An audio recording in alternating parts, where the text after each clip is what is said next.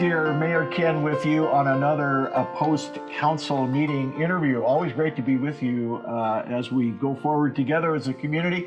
This morning I'm joined by Deputy Mayor Bruce Buruma. Bruce, welcome. Thank you. Always great to see you.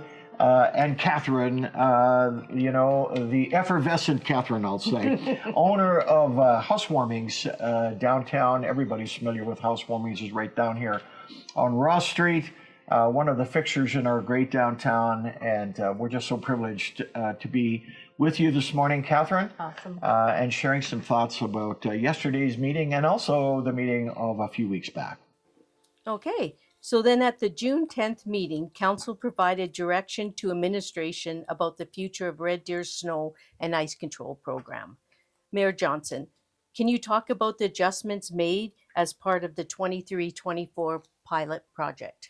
Yeah, thank you for the question. I will say this, there's nothing like snow and ice on a November morning when you're trying to get to work, or late January afternoon when you're trying to get home and so on, to remind you about how vital it is that the city takes a role, a major role in that part of our community. So we set out last summer or so to fund and empower administration to take on this pilot going forward into this particular winter season, which typically would start, I'll say, November 1st, kind of thing. So a couple of things that we tried in the pilot that we hadn't been doing in the past, the more material ones that I could share with folks is a 24/7 approach to neighborhood cleaning.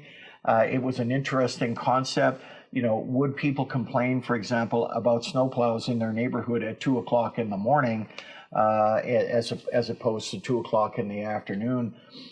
So we tried the 24/7 approach during the pilot. We also got into a lot more transit stop cleaning than we did before, and by that I mean a more swift response, a more shorter cleaning of transit stops. We did that. We did a 7-day target around green routes, which is just a way of identifying those streets that are typically on a bus route or on a collector route. We got into gray routes, which is the most neighborhoods in Red Deer are classified gray routes.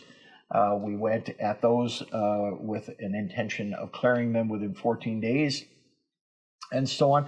And then I think one of the benefits for me personally, I mean, as you age, Catherine, you're not there yet, but as you age, your reflexes tend to slow a little, and perhaps your attention span, and so the benefits of traction control, I can't stress enough. The traction control part of snow and ice is so vital. So we tried some different approaches on traction control, some different chemical mixes, things like that.